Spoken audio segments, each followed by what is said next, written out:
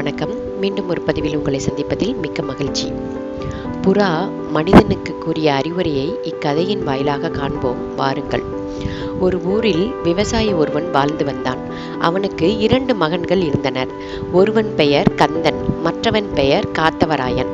கந்தனும் காத்தவராயனும் படிப்பில் அவ்வளவாக ஆர்வம் காட்டவில்லை. அதனால் அவர்களை 10ஆம் வகுப்புடன் நிறுத்திவிட்டார் அவர்களது தந்தை. கந்தன் விவசாய வேலைகளில் தனது தகப்பனாருக்கு உதவிகரமாக இருந்து வந்தான்.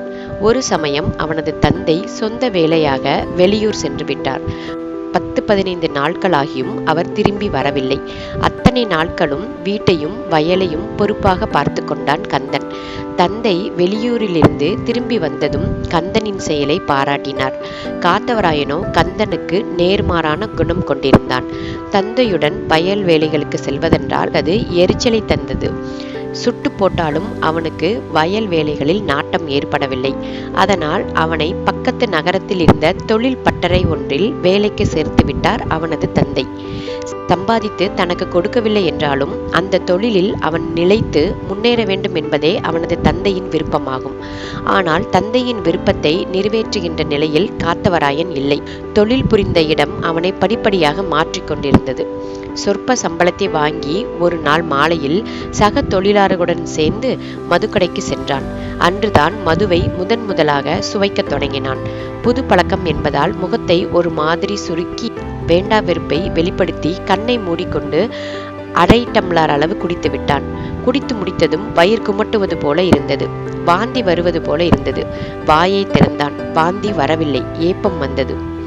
எல்லாம் சரியாகிவிட்டது போல் உணர்ந்தான். மது தன் வேலையை செய்ய ஆரம்பித்தது.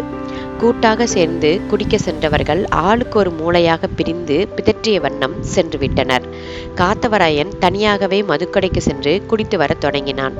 மது அருந்திய பின் அவனுக்கு பிடித்தமான உணவு புறாக்கறியாகும். வயல்வெளியில் மேயும் புறாக்களை வில்லை கொண்டு அடித்து கொன்று சமைத்து தின்பான். தனது சகோதரன் அன்போடு வளர்த்து வந்த புறாக்களையும் கூட அவன் விட்டு வைப்பதில்லை. அதனால் அடிக்கடி அண்ணன் தம்பிக்கு இடையே சண்டை மூள்வதும் உண்டு. காத்தவராயன் செயலை கண்டு அவனது தந்தை அடிக்கடி அவனை கண்டிப்பதுண்டு. ஆனாலும் ஓரளவுக்கு மேல் அவர் போக விரும்பவில்லை. வயது வந்து தானே பறக்கும் நிலைக்கு வளர்ந்துவிட்ட மகனை ஒரு குழந்தையாக கருதி கண்டிப்பதில் எவ்வித அர்த்தமும் இல்லை என்பதை அவனது தந்தை நன்கு உணர்ந்து வைத்திருந்தார். அதனால் கண்டிப்பை ஒரு கட்டத்தோடு நிறுத்தி கொண்டார். ஒரு நாள் ஞாயிற்றுக்கிழமை. அவர்களது தந்தை வெளியூர் சந்தைக்கு வியாபார நிமித்தமாக சென்று விட்டார். கந்தன் மட்டும் வீட்டில் இருந்தான். காலை 10 மணிக்கு வெளியே கிளம்பிய காத்தவராயன் பகல் 2 மணிக்கு ஓரளவு தள்ளாடியபடியே வீட்டுக்கு வந்து சேர்ந்தான். அவனது கையில் ஒரு ரொட்டி பாக்கெட் இருந்தது. கந்தன் அப்போது தானியத்தை எடுத்து புறாக்களுக்கு தீனியாக போட்டு கொண்டிருந்தான். தனது சகோதரனை கண்டதும் அவனிடம் எதுவும் பேச வேண்டாம் என்றெண்ணி வேண்டா வெறுப்போடு அங்கிருந்து நகர்ந்து விட்டான். தள்ளாடியபடியே நடந்து வந்த காத்தவராயன் அப்பாட என சப்தமிட்ட வண்ணம் அங்கிருந்த கட்டிலில் அமர்ந்தான். அவனது சப்தத்தை கேட்ட புறாக்களில் சில பறந்து சென்று வீட்டின் கூரையின் மீது உட்கார்ந்து கொண்டது. 2 புறாக்கள் மட்டும் பறந்து செல்லாமல் அங்கேயே உட்கார்ந்து கொண்டிருந்தன. தலை அப்படியும் இப்படியும் ஆடிய நிலையில் வாயில் எதனையோ உளறிய வண்ணம் தன் கையில் இருந்த ரொட்டியை சிறு சிறு துண்டுகளாக பீத்த காத்தவராயன் பின்னர் அவற்றை ஒவ்வொன்றாக புறாவை நோக்கி வீசினான். நல்லா சாப்பிடுங்க, சந்தோஷமாக இருங்க என்று புறாக்களிடம் கூறினான். புறாக்கள் 2ம் அவன் வீசிய ரொட்டி துண்டுகளை கொத்தி தின்னவே இல்லை. மீண்டும் சில துண்டு ரொட்டிகளை வீசினான். அவற்றையும் புறாக்கள் கண்டு கொள்ளவில்லை. புறாக்களை, உங்களுக்கு கண் 2ம் குருடா? நான் வீசிய ரொட்டி துண்டை ஏன் சாப்பிடவில்லை என்று உளறியபடியே புறாக்களை பார்த்து அவன் கேட்டான். பின்னர் மீண்டும் ரொட்டி துண்டுகளை வீசிவிட்டு தின்னும்படி கூறினான். அப்போதும் புறாக்கள் ரொட்டி துண்டை கண்டு கொள்ளவில்லை. இப்போது புரிகிறது. உங்களுக்கு கண்ணும் தெரியவில்லை, காதும் கேட்கவில்லை. இந்த புறாக்கள் 2ம் குருடு, செவிடு. பிடித்து சாப்பிட இதுதான் தருணம் என்று சொல்லிக்கொண்டே கட்டிலை விட்டு மெதுவாக எழுந்து புறாக்களை நோக்கி காலடி எடுத்து வைத்தான். புறாக்கள் இருந்த இடத்தை நெருங்கினான். அவற்றை பிடிக்க கையை நீட்டினான். அப்போது, தன்னிலை மறந்த மனிதனே கேள். எங்களுக்கு கண் பார்வை உண்டு, காதுகளும் நன்கு கேட்கும். உனக்குத்தான் பார்வையில் கோளாறு. பிறர் சொல்லும் புத்திமதியும் உன் காதில் ஏறுவதில்லை. நீதான் குருடன், செவிடன்.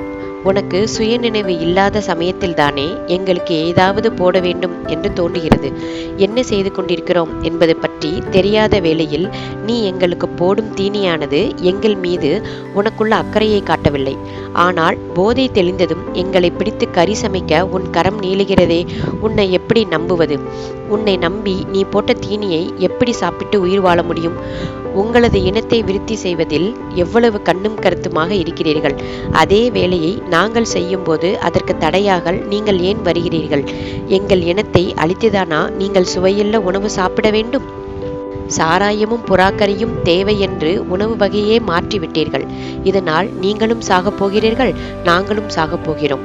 இருவரும் இணைந்து வாழ்தல் தானே இன்புற வாழ்க்கையாகும். அதற்கு மனிதர்களாகிய நீங்கள் தானே மாற வேண்டும். உங்களது உணவு வகைகளை மாற்றினாலே எங்களை போன்றோர் மகிழ்ச்சியாக இருக்க முடியும்.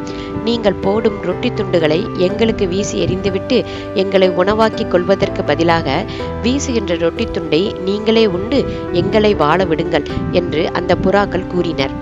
போதை தெளிந்த நிலையில் இருந்த காத்தவராயனுக்கு புறாக்களின் பேச்சு நல்லபடியாகவே மூளையில் பதிந்து விட்டது. அதன் பின்னர் அவன் தொழில் பட்டறையில் வேலை முடித்ததும் வீடு திரும்பி எஞ்சிய நேரத்தில் வயல் வேலைகளை செய்வதில் கழித்தான். பறவை வளர்ப்பு அவனுக்கு பொழுதுபோக்காக மாறிவிட்டது. மீண்டும் மற்றொரு பதிவில் உங்களை சந்திக்கிறேன். அதுவரை உங்களிடமிருந்து விடைபெறுவது கணேஷ் சேதராமலிங்கம். என்னுடைய சேனலை சப்ஸ்கிரைப், லைக், ஷேர் செய்து எனக்கு ஊக்கம் அளியுங்கள். நம்மை இணைத்த இயற்கைக்கு நன்றி கூறி விடைபெறுகிறேன். நன்றி, வணக்கம்.